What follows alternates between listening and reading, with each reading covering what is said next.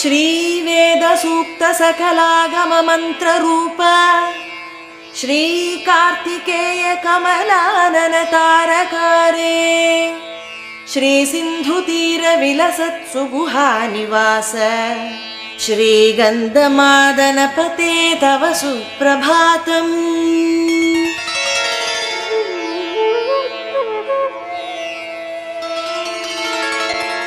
षट्कोणमध्यविलसत्प्रणवस्वरूप षड्भावनाशक षडानन षट्किरीट षष्टिव्रतप्रियसुमङ्गलदिव्यमूर्ते श्रीगन्धमादनपते तव सुप्रभातम्।